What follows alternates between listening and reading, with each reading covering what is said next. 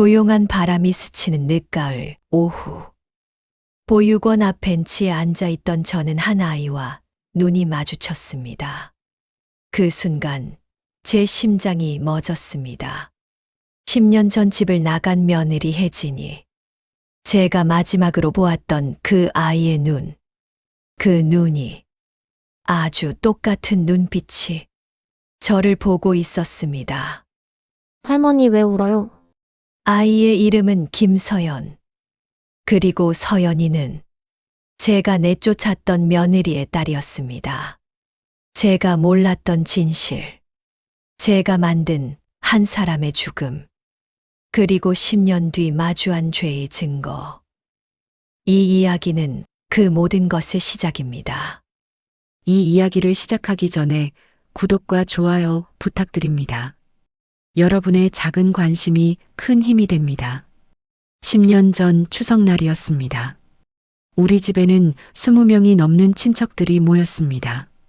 큰 집이라는 이유로 매년 우리 집에서 명절을 보냈죠. 며느리 혜진이는 새벽 5시부터 부엌에 서 있었습니다. 혜진이가 우리 집에 시집 온 지 3년째였습니다. 조용하고 착한 아이였어요. 말수가 적고 시키는 일은 다 했지만 저는 그런 혜진이가 마음에 들지 않았습니다. 무엇보다 아이가 없었으니까요. 그날도 혜진이는 전을 부치고 나무를 묻히고 과일을 깎고 있었습니다. 손이 빠르지 않았어요. 다른 집 며느리들처럼 척척 해치우지 못했죠. 혜진아, 저는 다 됐어. 제가 물었습니다. 아직이요. 어머니, 조금만 기다려주세요. 혜진이의 목소리는 떨리고 있었습니다. 이미 몇 시간째 서 있었고 얼굴은 창백했습니다. 느리다, 느려. 다른 집 며느리들은 벌써 다 차려놨을 시간인데. 친척들이 하나둘 도착하기 시작했습니다. 작은아버지 댁, 고모 댁, 삼촌 댁. 거실은 금세 사람들로 가득 찼습니다. 그리고 저는 그 자리에서 말했습니다. 우리 며느리는 말이야, 참 답답해요. 애도 못 낳고 집안일도 서툴고. 친척들이 웃었습니다. 어색한 웃음이었지만 저는 그 웃음이 기분 좋았습니다. 마치 제가 옳은 말을 한 것처럼 느껴졌으니까요. 요새 젊은 애들이 다 그렇지 뭐. 아이고, 그래도 착하잖아요. 사람들은 적당히 맞장구를 쳤지만 저는 멈추지 않았습니다. 착하기만 해서 뭐해요. 애도 못 낳는데. 병원 가자고 하면 핑계만 대고. 부엌에서 국을 들고 나오던 혜진이의 손이 떨렸습니다. 국그릇이 기울었고 몇 방울이 바닥에 떨어졌습니다. 어머, 조심해. 저는 소리쳤습니다. 그것도 제대로 못 들어. 정신이 어디 갔어? 혜진이는 고개를 숙이고 다시 부엌으로 들어갔습니다. 얼굴이 새하얗게 질려 있었지만 저는 신경 쓰지 않았습니다. 식사 시간 내내 저는 혜진이를 불렀습니다. 혜진아, 물 떨어졌어. 혜진아, 숭늉 가져와. 혜진아, 국 좀 더 가져와. 혜진이는 한 번도 앉지 못했습니다. 밥 한 숟가락 먹지 못하고 계속 부엌과 거실을 오갔습니다. 그리고 식사가 끝난 후 저는 다시 말했습니다. 여기 왜 앉아 있냐? 가서 설거지나 해라. 친척들은 거실에서 TV를 보고 있었고 혜진이만 혼자 부엌에서 설거지를 했습니다. 20명이 넘는 사람들이 쓴 그릇들을요. 한참 뒤 물소리가 멈췄습니다. 그리고 저는 들었습니다. 아주 작은 울음소리를요. 부엌문 너머로 들리는 억누르려 해도 새어나오는 그 울음소리를. 하지만 저는 모른 척 했습니다. 아니, 모른 척한 게 아니라 정말로 신경 쓰지 않았습니다. 시집살이가 원래 그런 거지. 나도 다 겪었는데. 그렇게 생각하며 저는 TV를 보고 있었습니다. 그 울음소리가 10년 뒤에 저를 짓누를 줄도 모른 채 추석이 끝나고 이틀이 지났습니다. 혜진이는 아침 일찍 출근 준비를 하고 있었습니다. 회사가 평택에 있어서 7시 반에는 집을 나서야 했죠. 저는 부엌에서 어젯밤 설거지를 확인하고 있었습니다. 혜진아, 네, 어머니. 어제 설거지 제대로 안 했더라. 냄비에 기름때 그대로야. 혜진이가 현관에서 되돌아왔습니다. 이미 외투를 입고 가방을 든 상태였습니다. 어머니, 퇴근하고 다시 하겠습니다. 지금 나가야 회사에 늦지 않아요. 지금 하라고 했다. 하지만은 무슨. 지금 당장 해. 혜진이는 가방을 내려놓았습니다. 외투를 벗었습니다. 그리고 다시 부엌으로 들어가서 설거지를 시작했습니다. 시계는 7시 35분을 가리키고 있었습니다. 이미 늦은 시간이었죠. 혜진이는 서둘러 설거지를 끝내고 다시 현관으로 향했습니다. 얼굴에는 땀이 맺혀 있었고 숨이 가빠 보였습니다. 다녀오겠습니다. 회사에 전화해서 늦는다고 말해. 예, 그날 저녁 혜진이는 평소보다 늦게 들어왔습니다. 10시가 넘어서였죠. 얼굴이 많이 지쳐 보였습니다. 오늘 왜 이렇게 늦었어? 잔업이 있었어요, 어머니. 잔업. 원래 7시에 끝나는 거 아니야? 혜진이는 대답하지 않았습니다. 그저 방으로 들어가려고 했죠. 하지만 저는 막았습니다. 내일 한의원 가자. 아이 잘 생긴다는 데래.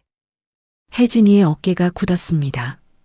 어머니, 내일은 안 돼요. 회사에 얘기하고 다음에 가요. 뭘 다음에. 결혼한 지 3년이 다 돼가는데 애가 없으면 어떡해. 시어머니가 걱정되는 게 당연하잖아. 회사가 대수야. 저도 노력하고 있어요. 노력.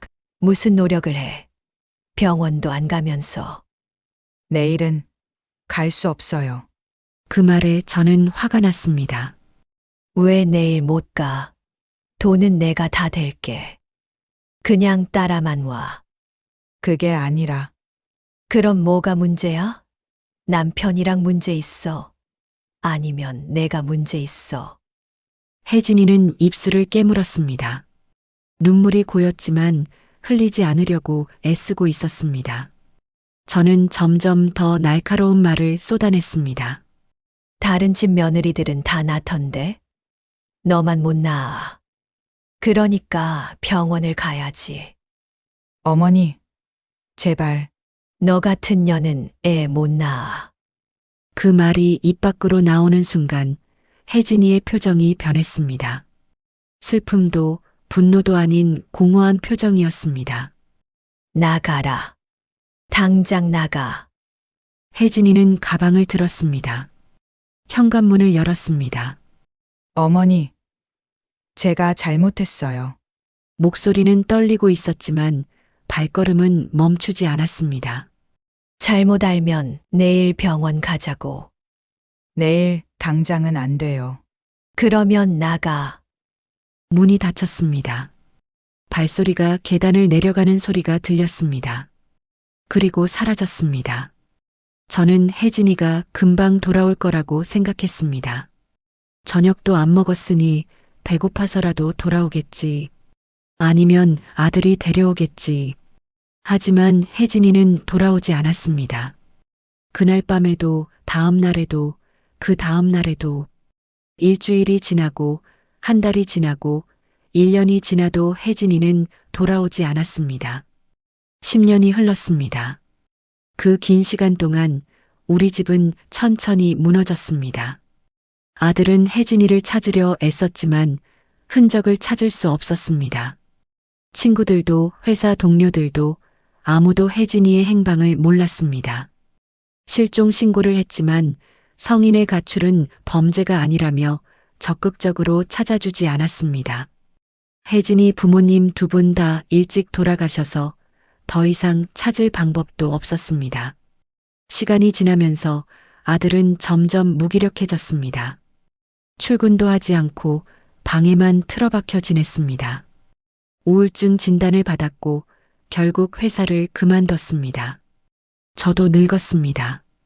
관절염으로 걷기도 힘들어졌고 당뇨 합병증으로 여러 병원을 다녔습니다. 그리고 어느 가을날이었습니다. 병원 진료를 마치고 돌아오는 길에 저는 우연히 한 보육원 앞을 지나게 되었습니다. 담장 너머로 아이들의 웃음소리가 들렸습니다. 놀이터에서 뛰어노는 아이들의 모습이 보였죠. 저는 잠시 걸음을 멈추고 그 모습을 바라보았습니다. 그때였습니다.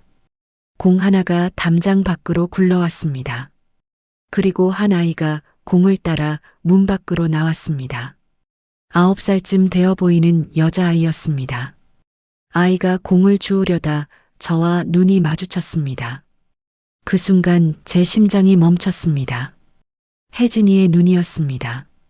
똑같은 눈매, 똑같은 눈빛. 10년 전 제가 마지막으로 본 혜진이의 눈과 똑같았습니다. 할머니 왜 그래요? 아이가 물었습니다. 저는 한참을 말없이 서 있다가 겨우 입을 열었습니다. 내 이름이 뭐니? 김서연이요. 김서연. 서연아, 엄마는 어디 계시니? 아이의 표정이 어두워졌습니다. 돌아가셨어요. 제가 2살 때요. 엄마 이름은 뭐니? 김혜진이요. 왜요? 제 다리에 힘이 풀렸습니다. 벤치에 주저앉을 수밖에 없었습니다. 혜진이, 김혜진, 서연이는 걱정스러운 얼굴로 저를 바라보았습니다. 할머니 괜찮아요? 어디 아파요? 저는 곧바로 아들에게 전화했습니다. 진수야, 당장 여기로 와. 중요한 일이야. 그리고 우리는 보육원 원장실로 갔습니다. DNA 검사를 요청했고 일주일 뒤 결과가 나왔습니다. 99.9% 일치. 서연이는 제 손녀였습니다. 아들은 결과지를 들고 울음을 터뜨렸습니다. 저는 울지도 못했습니다. 보육원 원장님께 부탁했습니다. 서연이가 입소할 때 기록이 있을 텐데요. 혜진이의 마지막 주소를 알 수 있을까요?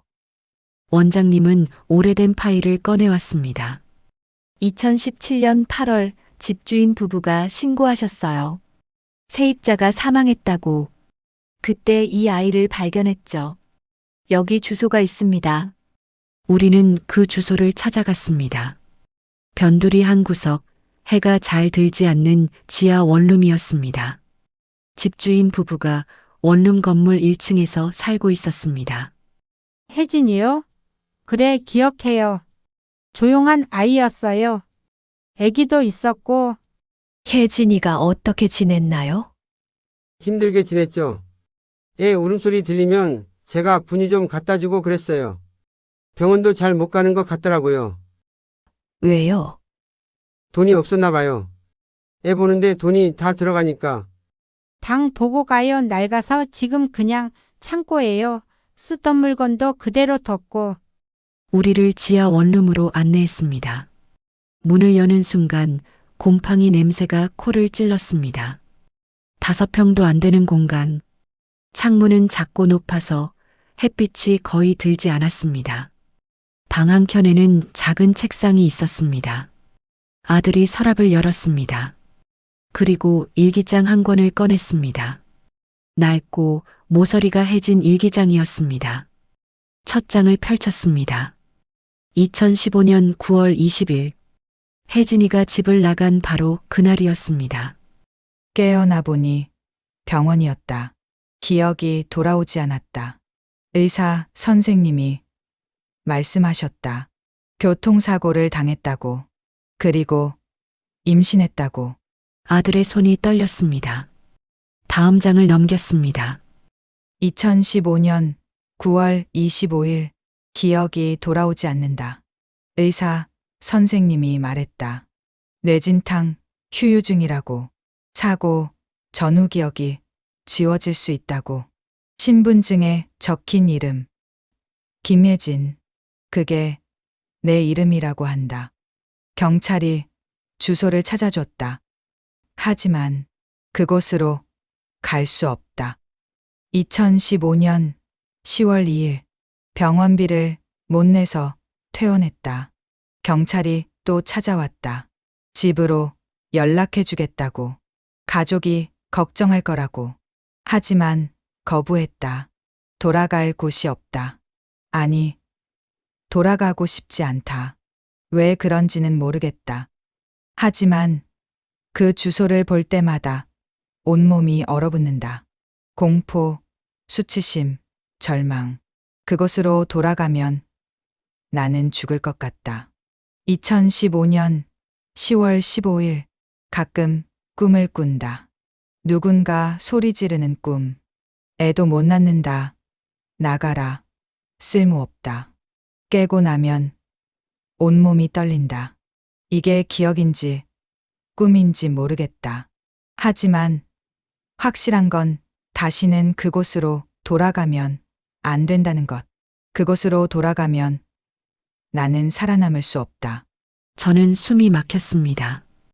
애도 못 낳는다. 나가라. 쓸모없다. 제가 한 말들이었습니다. 그 말들이 혜진이의 기억은 지웠어도 영혼에는 깊이 각인되어 있었던 겁니다. 혜진이는 자기가 누군지도 몰랐지만 돌아가면 안 된다는 것만은 본능적으로 알고 있었던 겁니다. 제가 그 아이를 그렇게 만든 겁니다. 아들이 일기장을 떨어뜨렸습니다. 엄마랑 내가 그렇게 만든 거야. 2015년 10월 29일 아이를 지울까 고민했다. 하지만 못하겠다. 이 아이만은 지키고 싶다. 다음 장을 넘겼습니다. 2015년 11월 3일 배가 나오기 시작했다. 옷을 큰 걸로 입어야 한다. 일자리를 구했다. 식당 설거지. 주인 아줌마가 좋은 분이다. 2016년 1월 15일 배가 많이 불렀다. 걷기가 힘들다. 설거지하다가 어지러워서 쓰러질 뻔했다. 주인 아줌마가 병원 가라고 하셨다. 하지만 돈이 없다. 2016년 5월 12일 아이를 낳았다. 딸이다. 서연이라고 이름 지었다. 서연아, 미안해. 내가 태어날 환경이 이렇게 안 좋아서. 그 다음 장들에는 서연이의 성장 기록이 적혀 있었습니다. 첫 미소, 첫 옹알이, 첫 걸음마. 혜진이는 혼자서 서연이를 키웠습니다. 낮에는 서연이를 집주인 할머니께 맡기고 일을 나갔고 밤에는 서연이를 재우며 일기를 썼습니다. 하지만 2017년으로 접어들면서 일기의 내용이 달라졌습니다. 2017년 3월 1일 몸이 아프다. 계속 기침이 난다. 병원 갈 돈이 없다. 서연이 분유 사야 한다. 2017년 5월 20일 피를 토했다. 무섭다. 하지만 병원에 갈 수 없다. 서연이를 돌볼 사람이 없다. 2017년 7월 28일 많이 아프다. 일어날 수가 없다. 서연아, 미안해. 엄마가 더 버텨볼게. 그리고 마지막 장. 글씨가 흐릿했습니다. 손이 떨려서 제대로 쓰지 못한 듯 했습니다. 2017년 8월 5일 서연아, 사랑한다. 그게 마지막이었습니다. 아들은 일기장을 안고 울었습니다. 저는 그 자리에 주저앉았습니다. 숨을 쉴 수가 없었습니다. 혜진이는 혼자였습니다. 아무도 없는 지하 원룸에서 서연이를 안고 죽어갔습니다. 무연고 사망자로. 시청에서 혜진이의 사망 기록을 확인했습니다. 무연고 사망자 2017-82. 화장 후 공동묘지에 안치되었다고 했습니다. 우리는 그 공동묘지를 찾아갔습니다.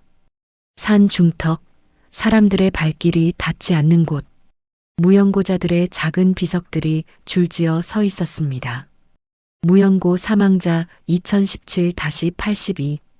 혜진이의 비석은 다른 비석들 사이에 이름도 없이 서 있었습니다. 아들은 그 앞에 무릎을 꿇었습니다.